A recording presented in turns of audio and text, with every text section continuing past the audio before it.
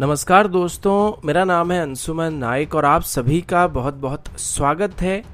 Indian defence news की defence talk series में, जहां पर हम रोज नए नए डिफेंस अपडेट्स के बारे में बात करते हैं। तो चलिए देर ना करते हुए आज की वीडियो शुरू करते हैं।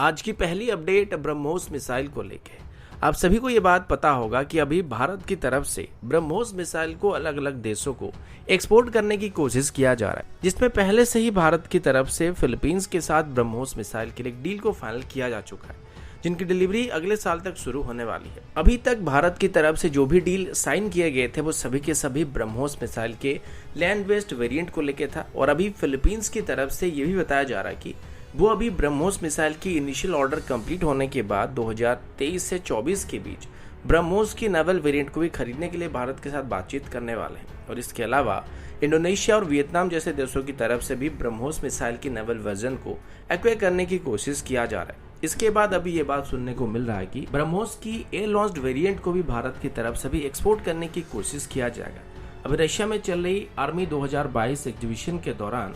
ब्रह्मोस एरोस्पेस की तरफ से बात बताया गया कि ब्रह्मोस की एयर लॉन्च्ड वेरिएंट को भी आगे चल के अभी एक्सपोर्ट करने के लिए क्लियर किया जाएगा, और इसको अभी दुनिया भर के जितने भी SU-30 एयरक्राफ्ट के ऑपरेटर हैं उन सभी को ऑफर किया जाएगा। देखा जाए तो वर्तमान Angola, Algeria, Armenia, Belarus, China, Indonesia, Kazakhstan, Malaysia, Uganda, Venezuela और वियतनाम की तरफ से SU-30 एयरक्राफ्ट का इस्तेमाल किया जा रहा है। इनमें से सिर्फ चाइना को छोड़ के बाकी सभी देशों को ब्रह्मोस को एक्सपोर्ट करने के लिए ऑफर किया जा सकता है। अब यहाँ पर एक प्रॉब्लम ये है कि ब्रह्मोस की एयर लॉन्च्ड वेरिएंट की रेंज 450 किलोमीटर के आसपास है, लेकिन जो भी देश है जिनको अभी तक मिसाइल टेक्नोलॉजी कंट्रोल रेजिम यानी कि MTCR ग्रुप में शामिल नहीं किया गया, उनको इसको एक्सपोर्ट करने में दिक्कत हो सकता है, या फिर इसकी रेंज को थोड़ा घटाकर या फिर इसकी रेंज को 290 किलोमीटर के आसपास रिड्यूस करके इसको ऑफर किया जा सकता है, जिस तरीके से अभी फिलीपींस को दिए गए मिसाइल को डिलीवर किया जा रहा है। अगला अपडेट भी ब्रह्मोस मिसाइल को लेके, और अभी हम ब्रह्मोस मिसाइल की नेवल वेरिएंट के बारे में बात करने वाले हैं। अभी तक आपने देखा होगा कि ब्रह्मोस मिसाइल को हमारे सभी फ्रंटलाइन वॉरशिप्स में डिप्लॉय किया जा रहा है, जो कि इनका मेन एंटीशिप या लैंड अटैक मिसाइल होता है, और हमारे जितने भी मॉडर्न फ्रिगेट्स होते हैं या डिस्ट्रॉयर्स होते हैं उन सभी में ब्रह्मोस मिसाइल को इंटीग्रेट किया जा रहा है। पर अभी रशिया में चल रही आर्मी 2022 एक्सपो के दौरान भारत और रशिया के बीच एक स्पेशल मिसाइल बोट को डेवलप करने का फैसला किया जा रहा है, जो कि ज्यादा से ज्यादा 800 टन कैटेगरी का वेसल होने वाला है, और इसमें 8 से 12 ब्रह्मोस मिसाइल को इक्विप किया जाने वाला है। अब ये कॉन्सेप्ट अभी का नहीं बल्कि काफी पहले से ये सब चलता आ रहा है, और सबसे पहले ब्रह्मोस मिसाइल को बेस करके एक स्पेशल मिसाइल बोट को डेवलप करने का जो प्लान था वो 2009 के आसपास प्रपोज किया गया था। फिलहाल अभी इस पर एक बार फिर से चर्चा किया जा रहा है। अब लार्जर वेसल्स के मुकाबले इन छोटे मिसाइल बोट को दुश्मन की कैरियर स्ट्राइक ग्रुप के ऊपर या किसी भी स्ट्राइक ग्रुप पर हमला करने के लिए या घात लगाकर हमला करने के लिए इस्तेमाल किया जा सकता है, और स्पेशली घात लगाकर हमला करने वेसल परफेक्ट वेसल होता है। इन सभी का डेमो आप सभी ने 1971 की जंग में देख चुके होंगे, जब इंडियन नेवी की मिसाइल बोट्स की तरफ से कराची पर हमला किया गया था। तो अभी वैसे ही मिसाइल बोट को डेवलप करने का फैसला किया जा रहा है, जिसमें ब्रह्मोस मिसाइल को इक्विप किया जाएगा। और ये जो मिसाइल बोट अभी डेवलप करने की बात किया जा रहा है, इनको सिर्फ डोमेस्टिक यूज के लिए नहीं बल्कि आगे चल के इनको तो दूसरे देशों को भी एक्सपोर्ट करने का एम रखा जा रहा है। और भारत अभी जिन देशों को ब्रह्मोस मिसाइल को एक्सपोर्ट करने की कोशिश कर रहा है उन सभी को आगे चल के इस मिसाइल बोट के साथ ब्रह्मोस मिसाइल को ऑफर किया जा सकता है। अगला अपडेट इंडियन एयरफोर्स की तरफ से, और अभी हम सुपर सुखोई प्रोग्राम के बारे में बात करने वाले हैं। अभी ये क्या 2 दिन पहले मैंने आप सभी को बताया था कि रशिया की तरफ से अभी ये स्टेटमेंट दिया जा रहा था कि वो अभी भारत को MiG-35 को लोकल मैन्युफैक्चरिंग के साथ साथ इसकी टेक्नोलॉजी को भी भारत के साथ शेयर करने के लिए ऑफर देने वाले। इसके अलावा अभी रशिया और भारत के बीच एडिशनल MiG-29 और 12 सुखोई को लेकर भी बातचीत को आगे बढ़ाने का फैसला किया जा रहा है, और रशिया की तरफ से अभी भारत को अपनी सुखोई को अपग्रेड करने के लिए अपनी अपग्रेड पैकेज को ऑफर किया जाने वाला है।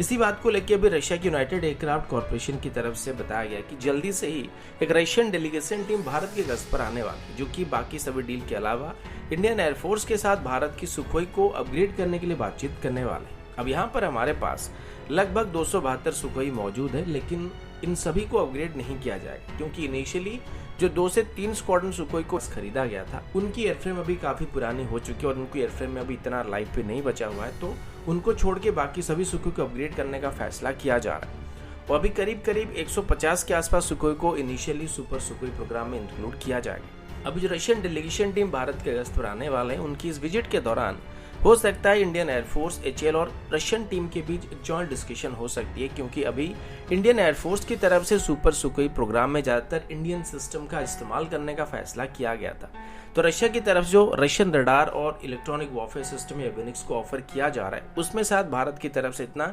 इंटरेस्ट दिखाया नहीं जाएगा, क्योंकि एचएएल की तरफ से अभी सुपर सुखोई प्रोग्राम के लिए कंप्लीट नए कॉकपिट डिजाइन, उत्तम ऐसा रडार की स्केल्ड अप वर्जन और हमारी देसी इलेक्ट्रॉनिक वॉरफेयर सिस्टम को ऑफर कर रही है। और एचएएल के पास अभी सिर्फ एक ही चीज की कमी है, जो कि इंजन है। और इसी वजह से अभी अगर रशिया एचएएल को इस अपग्रेडेशन में मदद करना चाहता है, तो वो अपनी AL-41 सीरीज की इंजन को हमको ऑफर कर सकते हैं, जिसके बाद भारत की सुपर सुखोई पूरी तरीके से कंप्लीट हो सकता है। ये एक टफ नेगोशिएशन होने वाला है, जिसमें रशियन और इंडियन सिस्टम की परफेक्ट कॉम्बिनेशन को बनाने पर डिस्कशन किया जाने वाला है। अगला अपडेट चाइना की तरफ से। अब सब जानते हैं कि अभी भारत और चाइना के बीच लाइन ऑफ एक्चुअल कंट्रोल में पिछले 2 सालों से फेसअप चलता आ रहा है, और इसी बीच कई बार चाइना की तरफ से लाइन ऑफ एक्चुअल कंट्रोल में करीब मिलिट्री एक्सरसाइज को कंडक्ट किया जा रहा है। और रिपोर्ट के मुताबिक लद्दाख के करीब चाइना की तरफ से अपनी S-400 सिस्टम को भी डिप्लॉय करके रखा गया है। लेकिन अभी चाइना की स्टेट मीडिया की तरफ से पब्लिश किए गए एक वीडियो में दिखाया जा रहा है कि चाइना की तरफ से अभी फिर से लद्दाख के करीब एक और एक्सरसाइज को कंडक्ट किया जा रहा है, जिसमें चाइना की तरफ से अपनी एक नई सरफेस टू मिसाइल सिस्टम को तैनात किया गया। चाइना की मीडिया के मुताबिक इस एक्सरसाइज को अभी सिंजियान मिलिट्री डिस्ट्रिक्ट के अंदर काराकोरम पास के करीब कंडक्ट किया जा रहा है, जिसमें चाइना की तरफ से लगभग 4500 मीटर की ऊंचाई में मिलिट्री ड्रिल को कंडक्ट किया गया है। इस दौरान चाइना की तरफ से अपनी HQ-17A surface to air missile system को डिप्लॉय किया गया। हो सकता है चाइना की तरफ से इस एक्सरसाइज को भी भारत और यूएस के बीच किए जा रहे जॉइंट एक्सरसाइज को काउंटर करने के लिए, दिखाने के लिए किया जा रहा है, जिसको अभी उत्तराखंड में लाइन ऑफ एक्चुअल कंट्रोल से करीब 100 किलोमीटर की डिस्टेंस पर कंडक्ट किया जा रहा था। इस दौरान अगर HQ-17 surface to air missile system की बात करें, तो ये एक शॉर्ट रेंज की मिसाइल है, जो कि एक मोबाइल प्लेटफॉर्म है और इसको छोटे साइज के ट्रक में भी माउंट किया जा सकता है। इसकी रेंज की बात करें तो मैक्सिमम 15 किलोमीटर के आसपास सोच सकता है, और खास करके लद्दाख जैसे पहाड़ी एरिया में इसको इस्तेमाल करने के लिए चाइना की तरफ से इसको डेवलप किया गया था। इस मिसाइल को पिछले साल ही पीपल लिबरेशन आर्मी में इंडक्ट किया गया था, और अभी पहली बार इसकी इम्प्रूव्ड वेरिएंट को चाइना की तरफ से किसी मिलिट्री एक्सरसाइज के दौरान इस्तेमाल किया जा रहा है। अगला अपडेट पिच ब्लैक एक्सरसाइज को लेकर। इसके बारे में हमने पहले भी बात किया था कि इंडियन एयरफोर्स की तरफ से एक टीम ऑस्ट्रेलिया के लिए भेजा गया था, जिसमें हमारे 4 सुखोई, एक C-17 और एक IL-78 एयरक्राफ्ट मौजूद था। ये सभी अभी ऑस्ट्रेलिया में होने वाली पिच ब्लैक एक्सरसाइज में पार्टिसिपेट करने के लिए जाने वाले थे। अब ऑस्ट्रेलिया जाने से पहले इनको सबसे पहले मलेशिया भेजा गया था, जहां पर इन्होंने मलेशिया के साथ भी एक जॉइंट एक्सरसाइज को कंडक्ट किया था, जो कि एक दिन पहले कंप्लीट हुआ है, और अभी ये मलेशिया से ऑस्ट्रेलिया की उड़ान भर चुके हैं। इसी दौरान अभी फ्रेंच एयरफोर्स की तरफ से एक वीडियो ट्वीट किया गया था, जिसमें दिखाया गया था कि इंडियन एयरफोर्स की सुखोई को फ्रेंच एयरफोर्स की एरियल टैंकर 330 के द्वारा रिफिल किया गया था। और ये शायद पहली बार हुआ था जहां पर एक अलग ही डिप्लॉयमेंट के दौरान फ्रेंच एयरफोर्स के टैंकर से इंडियन एयरफोर्स के एयरक्राफ्ट को रिफिल किया गया।